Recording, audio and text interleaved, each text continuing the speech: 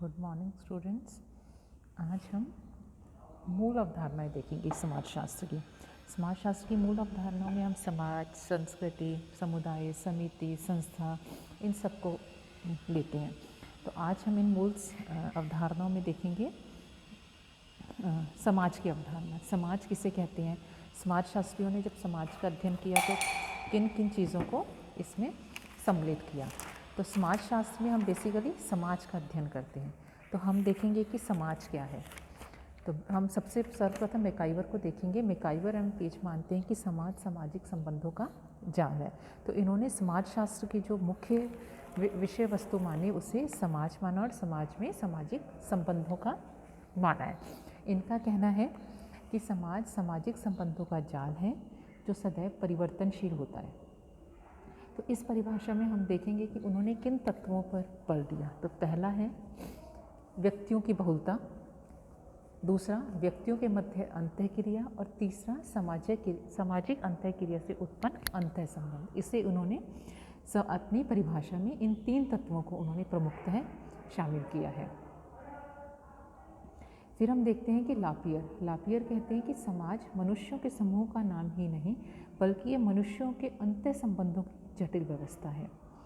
फिर हम next definition देखें तो जॉर्ज सिमेल कहते हैं समाज उन व्यक्तियों का समूह है जो अंतःक्रिया द्वारा संपादित है।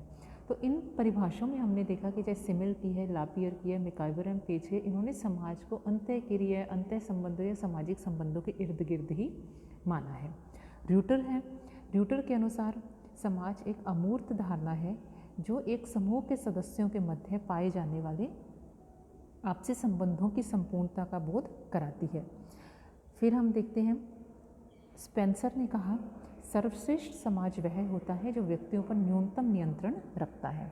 तो ये सभी विद्वानों की हमने परिभाषाएं देखी समाज के बारे में कि विद्वान क्या कहते हैं।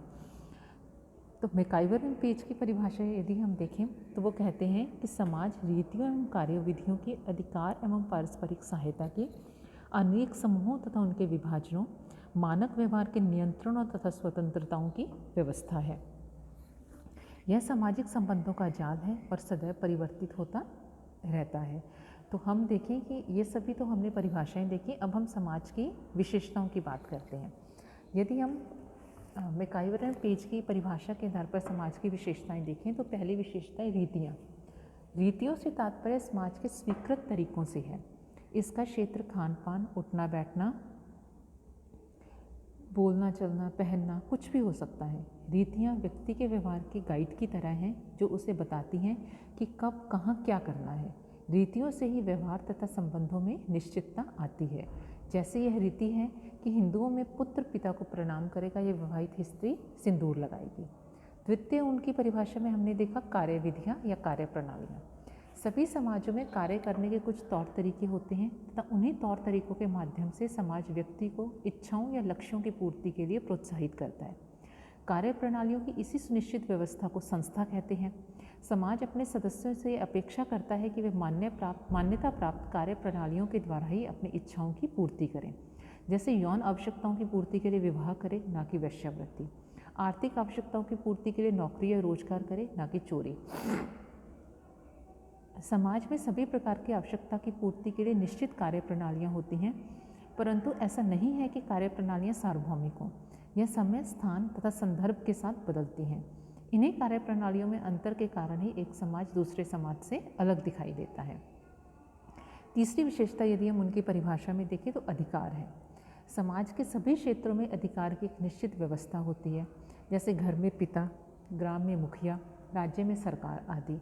इन्हें विभिन्न स्तरों पर यह अधिकार दिया गया है कि व्यक्ति के व्यवहार को अनुशासित तथा सामाजिक मर्यादाओं के अनुरूप रखें तथा ऐसा ना करने वालों को दंडित करें। नेक्स्ट विशेषता हम देखते हैं पारस्परिक सहयोग या सहायता की।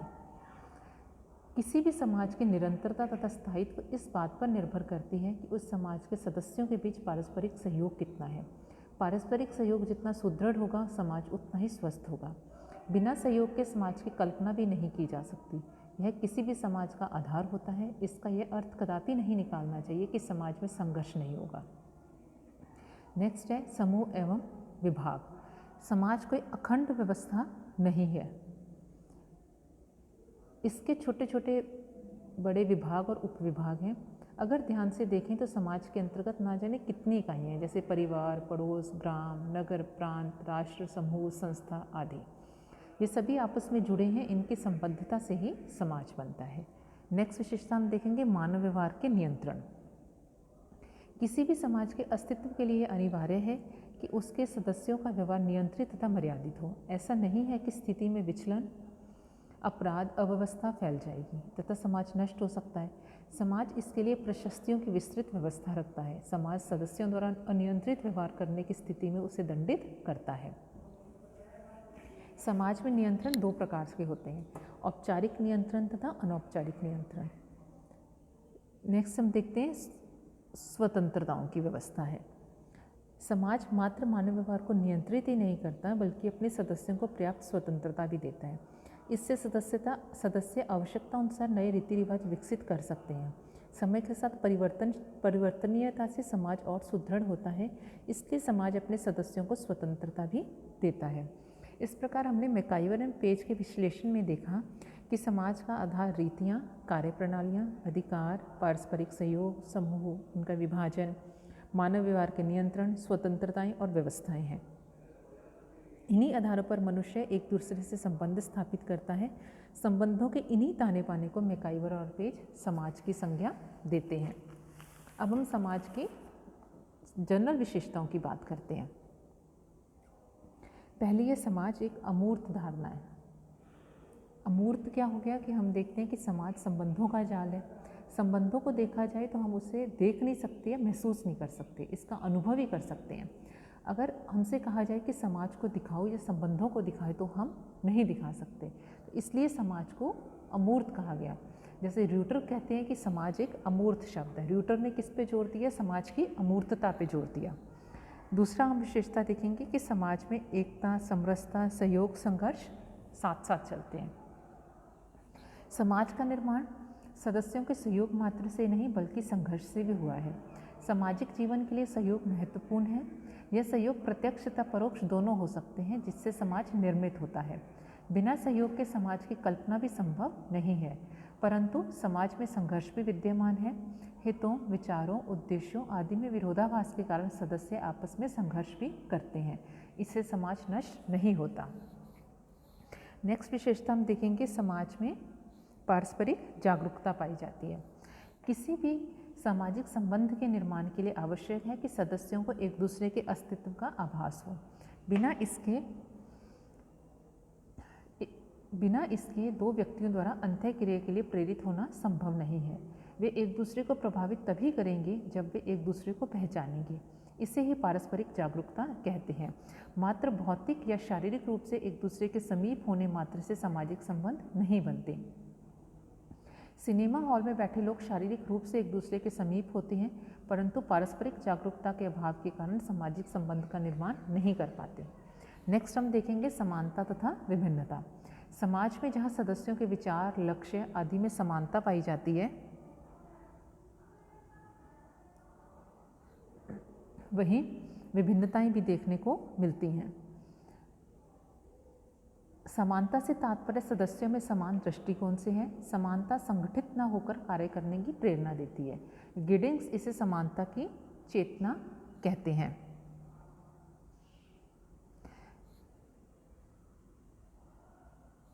नेक्स्ट है पारस्परिक निर्भरता। सदस्यों में संबंध तब तक स्थायी नहीं बन सकते जब तक कि उनमें पारस्परिक आश्रितता ना हो। पारस्परिक निर्भरता ही समाज को स्थायित्व प्रदान करती है। स्त्री पुरुष, पिता पुत्र, शिक्षक छात्र, नेता जनता, राजा प्रजा, मालिक नौकर आदि सभी एक दूसरे पर निर्भर है। चूँकि हम अपनी सारी आवश्यकताएं स्वयं पूरी नहीं कर सकते, इसके लिए हम एक दूसरे पर निर्भर हैं। सत्य तो यह है कि अगर मनुष्य अपनी सभी आवश्यकताओं की पूर्ति करने में स्वयं सक्षम होता तो उसे सामाजिक प्राणी बनने की आवश्यकता ही महसूस नहीं होती। पारस्परिक निर्भरता ही मनुष्य को सामाजिक प्राणी बनने के लिए बाध्य करती है। तो हम देखते हैं, इसके अलावा हम देखते हैं कि समाज की अपनी एक विशिष्ट संस्कृति होती है। समाज में संगठन व विघटन का संयोग होता है। समाज एक सार्वभौमिक धारणा है। समाज एक प्रतिमान, एक व्यवस्था है, ना कि एक व्यक्ति। समाजशास्त्र में समाज का अर्थ व्यक्तियों के समूह से नहीं है। जब तक समूह अंत्य क्रिया द्वारा संबंधित ना हो उसे समाज नहीं कहा जा सकता। अर्थात किसी उद्देश्य लक्ष्य की पूर्ति हेतु स्थापित अंत्य क्रिया द्वारा स्थापित संबंधों के बिना समूह को समाज नहीं कहा जा सकता। तो हमने यहाँ पे समाज क्या परिभाषा, समाज की विशेषताओं का अध्ययन किया। अब हम समाज और एक समाज में अंतर देखेंगे कि बहुत बार व्यक्ति समाज और एक समाज को एक ही अर्थ में प्रयोग करते हैं। सामान्य बोलचाल में ऐसा होता है, लेकिन समाजशास्त्र का स्टूडेंट होने के नाते हमें समाज और एक समाज के अंतर को समझना होगा। कई विचारक यह मानते हैं कि समाज सिर्फ मनुष्यों में नहीं पाया जाता बल्कि अन्य प्राणियों में भी पाया जाता है, जैसे चींटियों में, मधुमक्खियों में। पारस्परिक जागरूकता, अंतर्निर्भरता, सहयोग, संघर्ष, समानता, विभिन्नता आदि विशेषताएं इनमें भी पाई जाती हैं। इन आधारों पर हम कह सकते हैं कि समाज तो इनमें भी पाया जाता है, परंतु इतना निश्चित है कि इनमें संस्कृति नहीं पाई जाती। संस्कृति मात्र मनुष्यों में ही पाई जाती है। समाज तथा एक समाज में क्या अंतर है? समाजशास्त्रीय दृष्टिकोण से समाज तथा एक समाज में अंतर है। अब समाज अमूर्त है, परंतु जैसा कि किसी समाज के साथ संज्ञा या नाम जुड़ जाता है वह एक समाज बन जाता है, जैसे दिल्ली, अमेरिका, रामपुरा, लखनऊ आदि एक समाज के उदाहरण हैं। ट्यूटर एक समाज और समाज में अंतर स्पष्ट करते हुए लिखते हैं कि समाज से बिल्कुल भिन्न एक समाज कोई ऐसा संगठन है जिसके माध्यम से व्यक्ति अपना जीवन व्यतीत करता है। वहीं मेंजर एक समाज को कुछ इस तरह परिभाषित करते हैं, एक समाज मनुष्यों का एक ऐसा समूह समझा जाता है जो कुछ सामान्य कार्यों में अचेत रूप से भाग लेते हैं।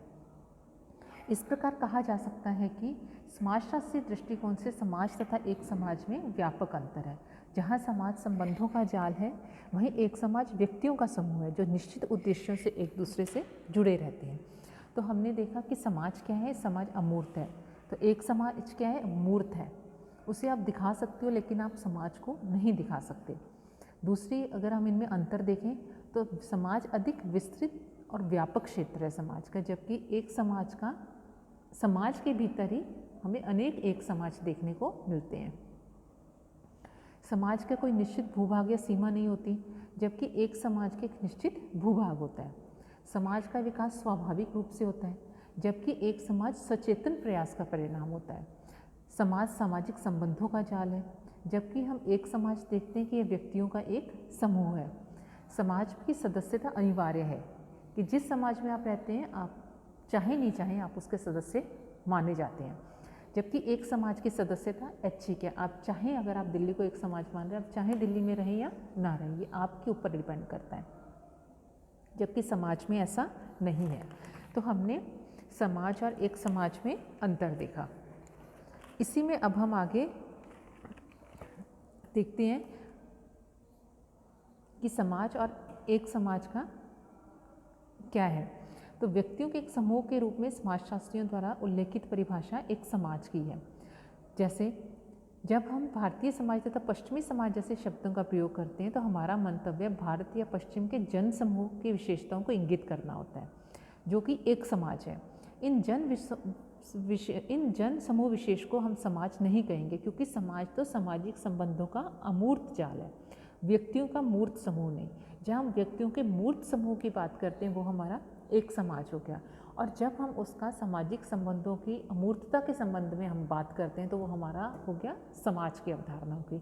तो हमने बेसिकली देखा कि समाज और एक समाज में क्या अंतर है। तो अब हम आगे जनजातीय समाज की बात करेंगे। तो जनजातीय समाज क्या है, हम हमारे यहाँ देखते हैं कि जनजातीय समाज से पूर्व हम देखते हैं कि मॉर्गन ने समाज के कौन कौन से प्रकार बताए।